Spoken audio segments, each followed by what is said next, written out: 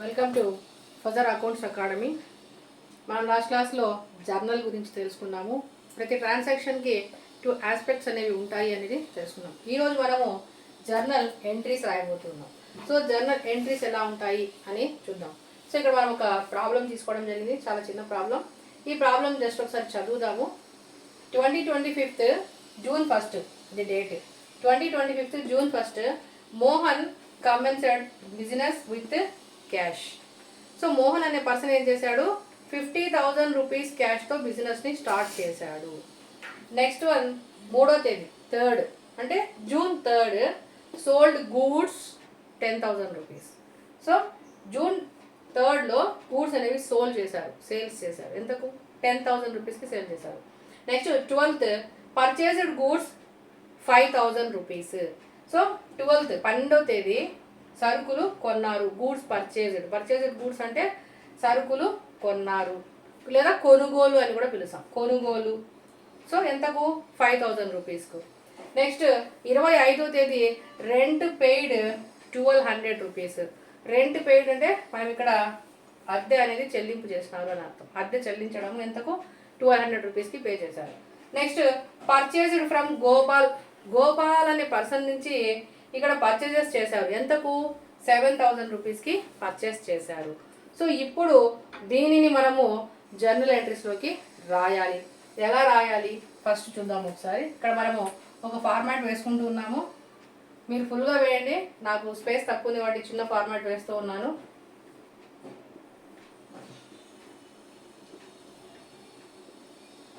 So ఇక్కడ స్టార్టింగ్లో మనం ఏం చేయాలి అంటే journal entries in the books of Mohan. ఇది మనం హెడ్డింగ్ రాసుకోవాలి. Journal entries in the books of Mohan పుస్తకాలలో చిట్టాపద్దులు అంటాం తెలుగులో. చిట్టాపద్దులు మోహన్ పుస్తకాలలో ఈ జర్నల్ ఎంట్రీస్ రాస్తున్నాం. ఇవి ఎవరి బుక్స్? మోహన్వి. మోహన్ బుక్స్లో మోహన్ నేమ్ రాదు, కాకపోతే ఇక్కడ హెడ్డింగ్ ఎందుకు పెడుతున్నామంటే ఎవరి బుక్స్ అనేది మనకు తెలియాలి కాబట్టి in the books of Mohan journal entries. మీరు ఫుల్ ఫామ్లో రాయాలి. నేను జస్ట్ ఇక్కడ ప్లేస్ లేదు కాబట్టి జేఈ రాశాను. సో జేఈ అంటే జీ అడ్వాన్స్ కాదు, ఇక్కడ general entries in the books of Mohan అని ఫుల్ ఫ్లెడ్జ్డ్గా రాయాలి. Okay. Next 2025 June 1 date. So ఇక్కడ మనము ఈ ఫార్మాట్ని ఫిల్అప్ చేయాలి. ఫస్ట్ ఏం రాయాలి? డేట్ రాయాలి.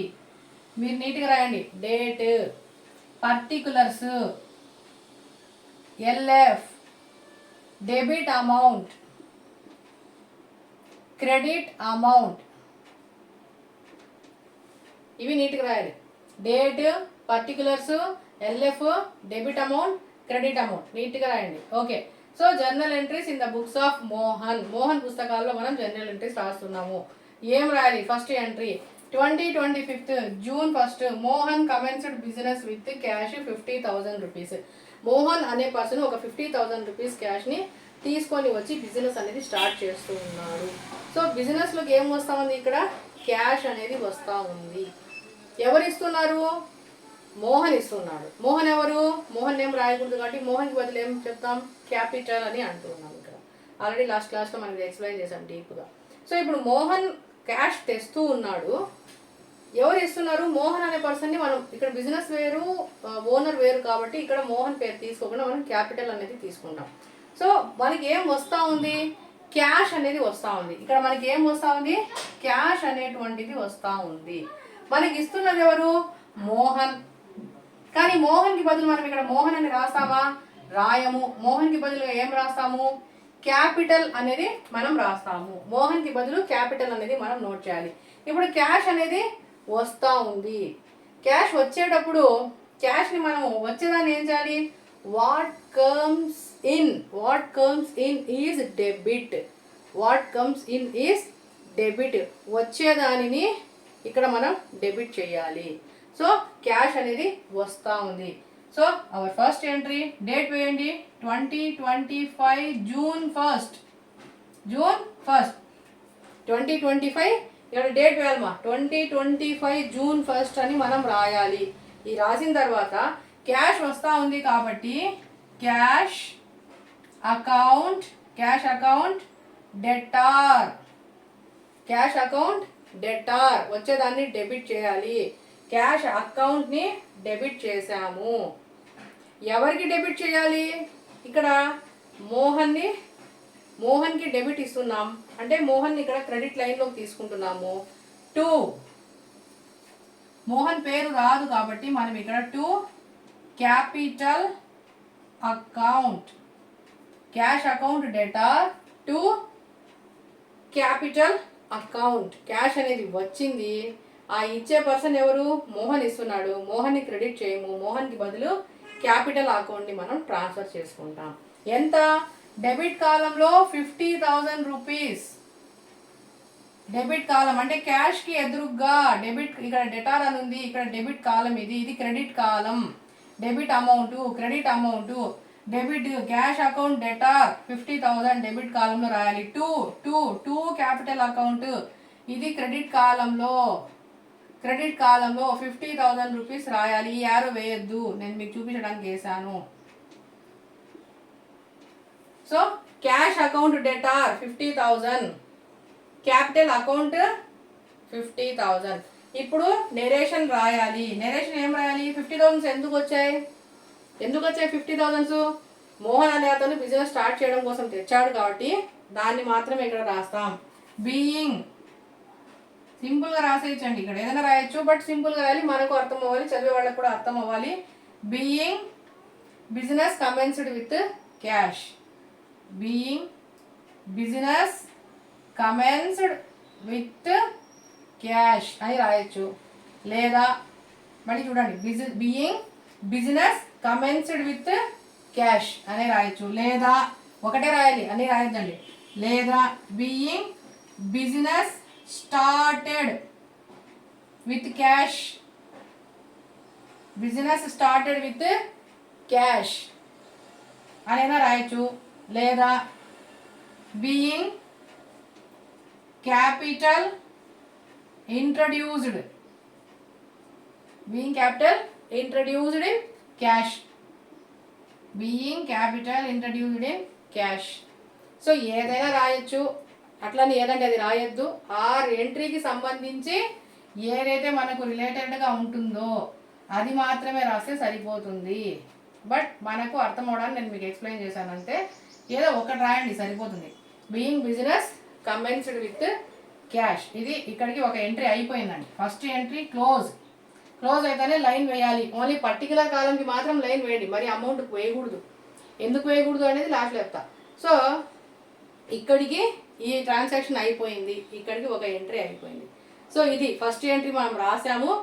2025లో మోహన్ అనే person commenced business with cash 50,000. దానికి సంబంధించిన ఎంట్రీ ఏమంటే cash account debtor to capital account 50,000. So next transaction 3వ తేదీ ట్రాన్సాక్షన్ సోల్డ్ గూడ్స్ అన్నప్పుడు ఇంతకు ముందు క్లాస్లో కూడా చెప్పాం. సోల్డ్ గూడ్స్ అంటే ఏమొచ్చింది? గూడ్స్ అనేవి ఏమవుతున్నాయి? అమ్మేస్తున్నాం, గూడ్స్ అమ్మేస్తూ ఉన్నాం. అంటే మన ఫర్మ్ నుంచి గూడ్స్ అనేవి వెళ్ళిపోతూ ఉన్నాయి. వెళ్ళిపోయినప్పుడు ఏమొస్తుంది?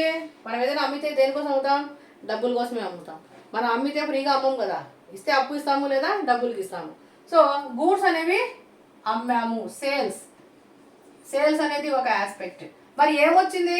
మనం సేల్ చేస్తే వాడు ఎవడో ఒకడు మనకి డబ్బులు ఇచ్చాడు, క్యాష్ అనేది వచ్చింది. ఇది సెకండ్ ఆస్పెక్ట్, లాస్ట్ క్లాస్లో మనం చెప్పాం. సో గూడ్స్ సోల్డ్ అంటే మనము గూడ్స్ అనేవి అమ్ముతూ ఉన్నాం. వీఆర్ సెల్లింగ్ ద గూడ్స్, అంటే goods are going out from the firm. So అది ఒక ఆస్పెక్ట్. ఎప్పుడైతే అమ్ముతూ ఉన్నామో we are receiving the cash or something else, we are maximum cash అనేది వస్తుంది, లేదా అప్పు అయితే క్రెడిట్ అనేది రాసుకుంటాం. సో ఇక్కడ క్యాష్ అనేది ఈ ట్రాన్సాక్షన్లో క్యాష్ అనేది వచ్చింది. సో ఇక్కడ ఒకటి స్టాక్ అనేది పోయింది, క్యాష్ అనేది వచ్చింది. ఇంతకుముందు మనం ప్రిన్సిపల్స్ చెప్పుకున్నప్పుడు personal account, real account, nominal account చెప్పుకున్నాం.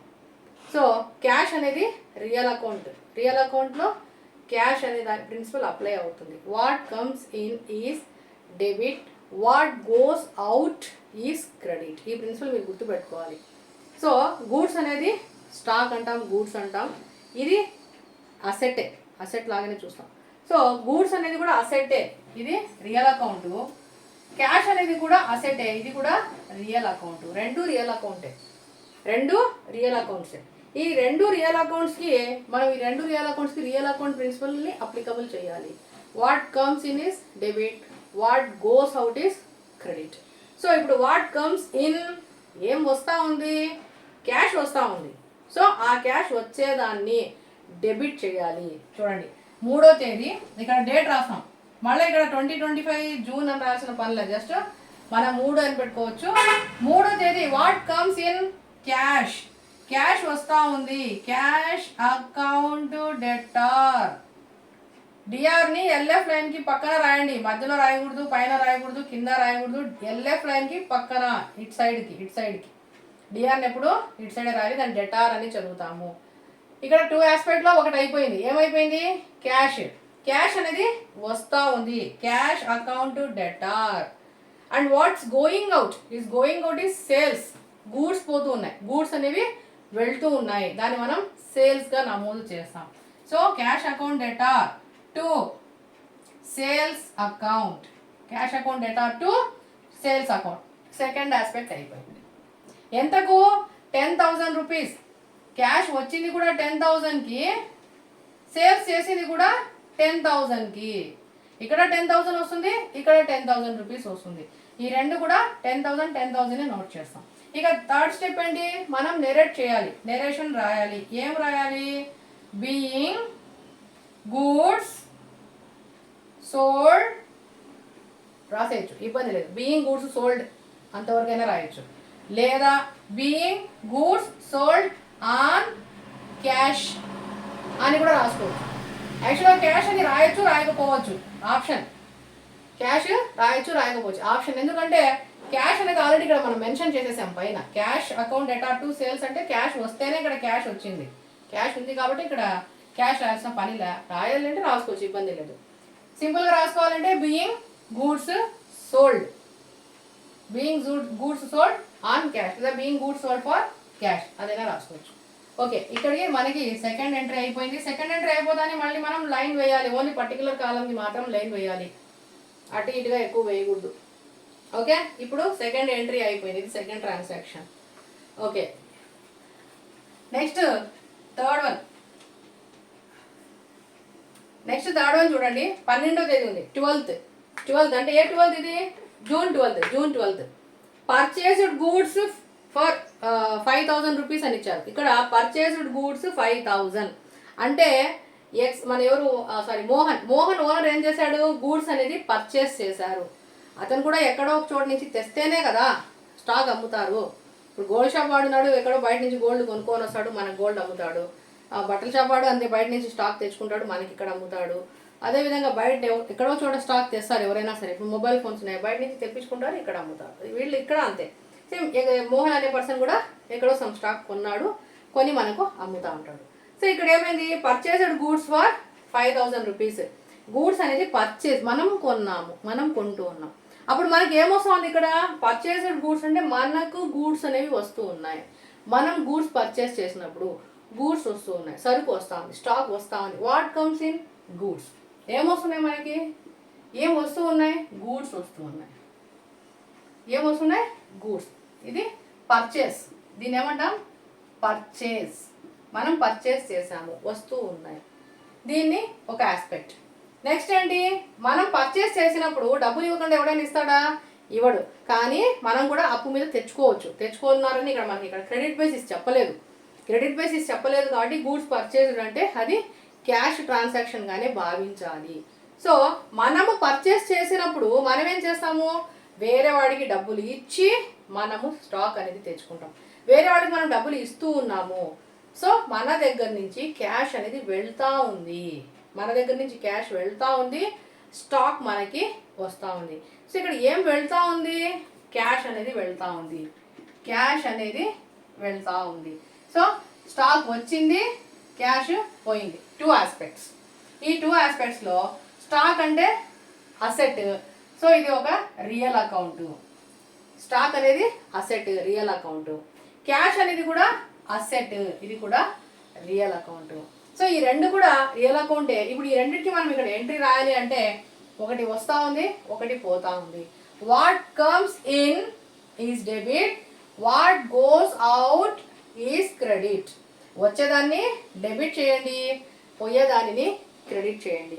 ఏం వస్తూ ఉంది? పర్చేస్ వస్తూ ఉంది. Date 12th purchase account debtor, purchase account debtor to, ఇక్కడ ఏం పోతా ఉంది?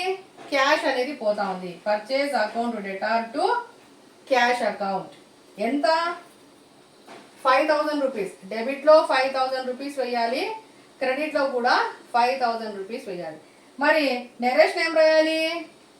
బీయింగ్ గూడ్స్ పర్చేస్డ్ అంతే రాయొచ్చు, లేదా being goods purchased for cash అదైనా రాయొచ్చు.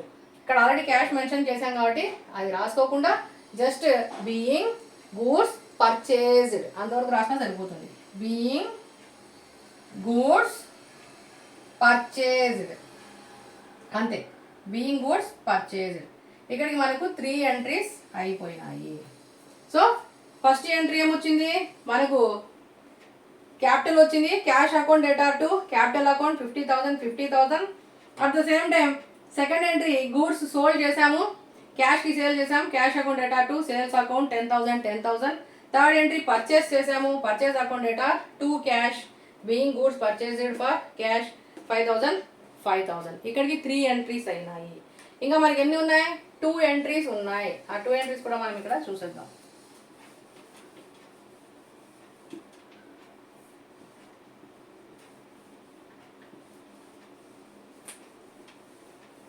మీరు రాసేటప్పుడు ఎంట్రీ నీట్గా రాయండి. డిఆర్ అనేది మనం బుక్లో చూడగానే డిఆర్ అనేది ఒకేలాగా రావాలి. డిఆర్ కింద డిఆర్ రావాలి. 2 చూస్తే కూడా ఒకేలాగా ఉండాలి. మనం ఇలా రాసేటప్పుడు ఫస్ట్ లైన్ ఈ లైన్ పక్క నుంచి రాసుకోవాలి. డిఆర్ అనేది ఎప్పుడు అన్ని డిఆర్లు ఈ లైన్ నుంచి ఇట్లే రావాలి. 2 అనేది ఒకే లైన్ రావాలి. 1 ఇక్కడ, 1 ఇక్కడ, 1 ఇక్కడ రాయొద్దు. మీకు అపియరెన్స్ కూడా ఇంపార్టెంట్. అకౌంట్స్ మనం నోట్ చేసేటప్పుడు నీట్నెస్ అనేది కూడా ఉండాలమ్మా. నీట్గా రాసి మీరు ఎగ్జామ్లో కానివ్వండి, మీరు నీట్గా పేపర్ అపియరెన్స్ నీట్గా వచ్చేసి అక్కడే మీకు సగం మార్క్స్ పడిపోతాయి. సో అకౌంట్స్లో ఎప్పుడు నీట్నెస్ అనేది కూడా మనం మెయింటైన్ చేయాలి. అదేవిధంగా చూడండి, ఇక్కడ అమౌంట్స్ వేసుకునేటప్పుడు కూడా సపోజ్ పైన మనం 10,000 వేసామనుకోండి, కింద మనం 2,000 వేసేటప్పుడు అప్రాక్సిమేట్గా సపోజ్ ఈ 0 కింద డిజిట్స్ కింద ఆ డిజిట్ వచ్చేలాగా వేసుకోవాలి. 500 వచ్చింది, ఇక్కడ వేయాలి 500. నెక్స్ట్ ఇంకొక ట్రాన్సాక్షన్లో సపోజ్ ఒక 1 lakh వచ్చింది, అప్పుడు ఇక్కడ నుంచి స్టార్ట్ చేసి ఇలా రాసుకోవాలి. అర్థమైందా? అంటే ఇక్కడ రాసేటప్పుడు అప్రాక్సిమేట్గా రాయాలి. 10,000, 2,000, 500, 1 lakh. అలా కాకుండా సపోజ్ ఇక్కడ చూడండి 10,000 ఇక్కడ రాసేసాం, మళ్ళీ 500 ఇక్కడ రాసేసాం, మళ్ళీ 2,000 ఇక్కడ రాసేసాం, మళ్ళీ 1 lakh ఇక్కడ రాసేస్తాం. ఇలా రాయకూడదు. ఇది ఎప్పుడు రాయకూడదు. ఎప్పుడు కూడా ఏ డిజిట్ కింద ఆ డిజిట్ వచ్చేలాగా, ఏ ట్రాన్సాక్షన్కి ఏ అమౌంట్ కింద ఆ అమౌంట్ వచ్చేలాగా మనం ఈ విధంగా ఏ డిజిట్కి ఆ డిజిట్ రావాలి. ఓకే. నెక్స్ట్ మనం ఇంకా 2 ఎంట్రీస్ ఉన్నాయి, చూసేద్దాం. సో 2 ఎంట్రీస్లో ఇక్కడ 25th అమ్మ. 25th ఏం చేసాము? రెంట్ పెయిడ్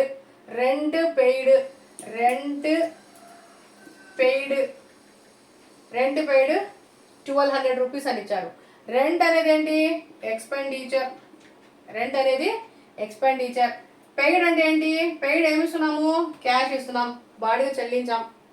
ఎంత చెల్లించాం? 1,200 చెల్లించాం. ఏమి ఇచ్చాం? క్యాష్ ఇచ్చాం. సో ఇక్కడ ఎక్స్పెండిచర్ ఒకటి వచ్చింది, క్యాష్ ఒకటి వచ్చింది. ఎక్స్పెండిచర్స్ ఏం account? Nominal account. Expenditures nominal account. మరి క్యాష్ రియల్ అకౌంట్. చూడండి, ఒక ట్రాన్సాక్షన్లో 2 ఆస్పెక్ట్స్ వచ్చాయి. అందులో ఒకటి నామినల్ అకౌంట్ ఉంది, ఒకటి రియల్ అకౌంట్ ఉంది. ఒక నామినల్ అకౌంట్, ఒక రియల్ అకౌంట్. సో ఇప్పుడు నామినల్ అకౌంట్ ప్రిన్సిపల్ ఏంటి? All expenses are debit. ఈ రూల్ మీరు నేర్చుకోవాలి. ఆల్ ఎక్స్పెన్సెస్ ఆర్ డెబిట్ చేయాలి. దేన్ని? రెంట్ని డెబిట్ చేయాలి. సరే, రెంట్లో మనం ఏం ఇచ్చాం, మన దగ్గర నుంచి ఏం వెళ్ళింది? క్యాష్ వెళ్ళింది. What goes out? Cash goes out. ఇది ఎక్స్పెండిచర్, దీన్ని డెబిట్ చేయాలి. సో క్యాష్ అనేది వెళ్ళింది, సో వెళ్ళేదాన్ని క్రెడిట్ చేయాలి, వెళ్ళేదాన్ని క్రెడిట్ చేయాలి. సో ఇప్పుడు ట్రాన్సాక్షన్ ఎంట్రీ ఏమొస్తుంది? Rent account debtor, rent account debtor to cash account, rent account debtor to cash account. So rent pay చేసాం. ఏం చేసాం? రెంట్ పే చేసాం. బీయింగ్ రెంట్ పెయిడ్, అంతే. Being rent paid. ఎంత పే చేసాం? 1200 పే చేసాం. డెబిట్లో 1200 రాయాలి, ఇక్కడ డెబిట్లో 1200 రాయాలి, క్యాష్ దగ్గర కూడా 1200 రాస్తాము. సో 1200 రాసాము. సో ఇక్కడ రెంట్ అనేది ఎక్స్పెండిచర్ మా, రెంట్ అనేది ఎక్స్పెండిచరు, ఇది నామినల్ అకౌంట్, పెయిడ్ అనేది క్యాష్, క్యాష్ అనేది రియల్ అకౌంట్. ఈ రెండు ప్రిన్సిపల్స్ ఇక్కడ అప్లై అవుతాయి. నామినల్ అకౌంట్ ప్రిన్సిపల్ అప్లై అవుతుంది, రియల్ అకౌంట్ ప్రిన్సిపల్ అప్లై అవుతుంది. ఎక్స్పెండిచర్ అనేది డెబిట్ చేయాలి. Rent account debtor to cash అనేది ఇట్స్ గోయింగ్ అవుట్. మనం క్యాష్ వాడికి ఇచ్చాం, ఓనర్కి ఇచ్చాం, రెంట్ పే చేసాం వేరే వాడికి, going out. What goes out is credit. So to cash account credit, being rent paid. Next last transaction.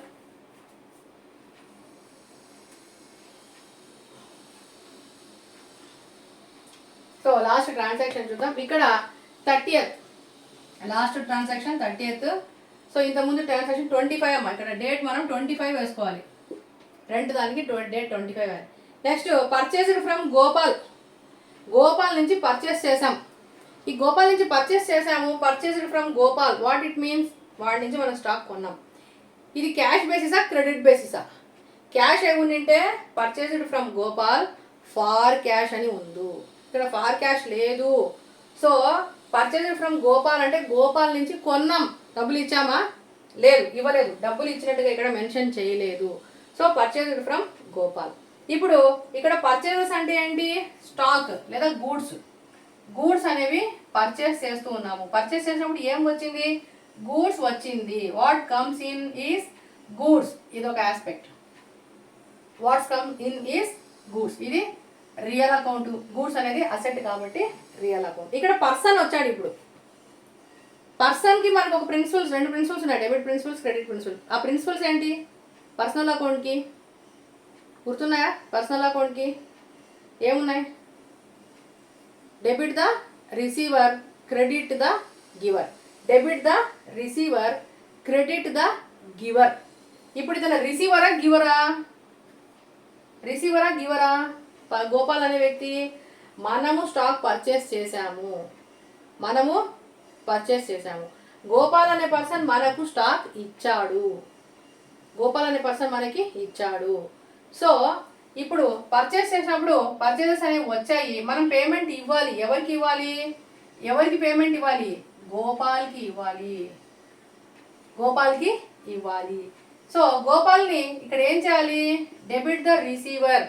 ఇతను మనకు ఇక్కడ ఇతను మనకు సరుకు ఇస్తున్నాడు, మనకి ఇస్తున్నాడు సరుకు, మనకు గోపాల్ ఇస్తున్నాడు. సో గివర్ ఇతను. సో ఇతను ఎవరు? గివర్. రిసీవరా? కాదు, గివర్. ఎందుకు? సరుకు మనకు ఇచ్చాడు, మనకి ఇచ్చాడు. సో ఇతను ఏం చేయాలి?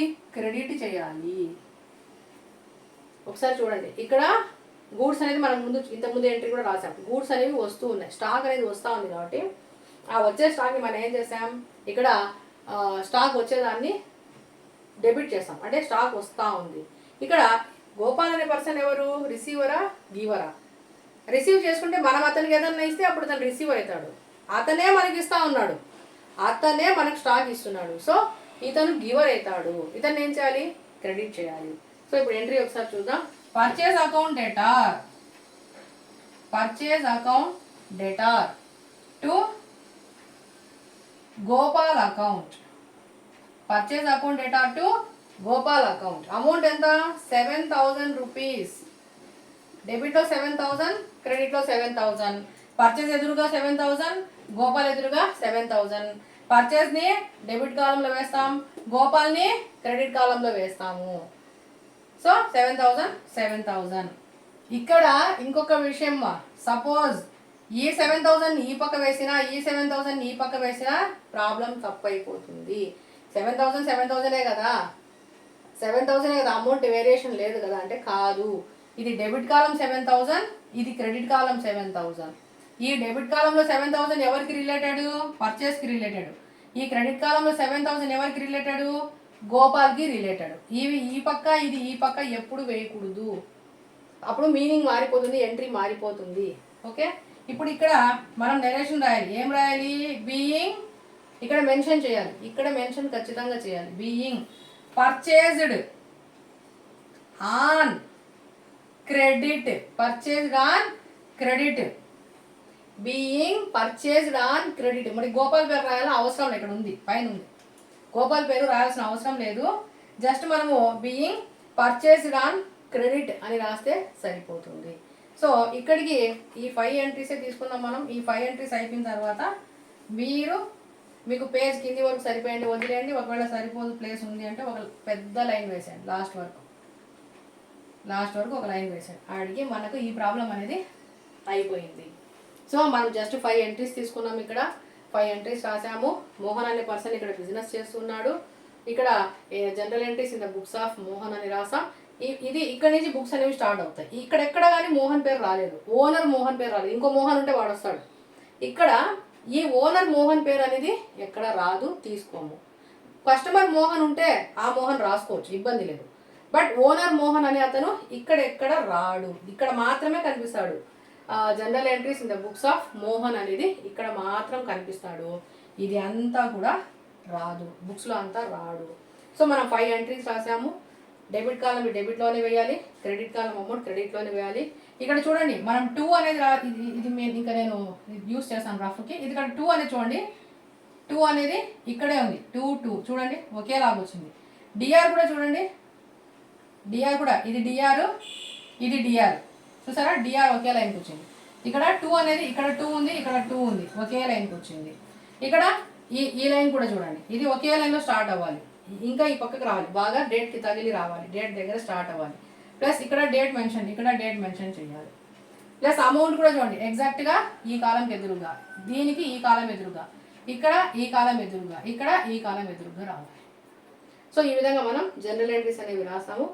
మనం ఇంకా జనరల్ ఎంట్రీస్ ఇంకా కొన్ని ప్రాక్టీస్ చేస్తాము.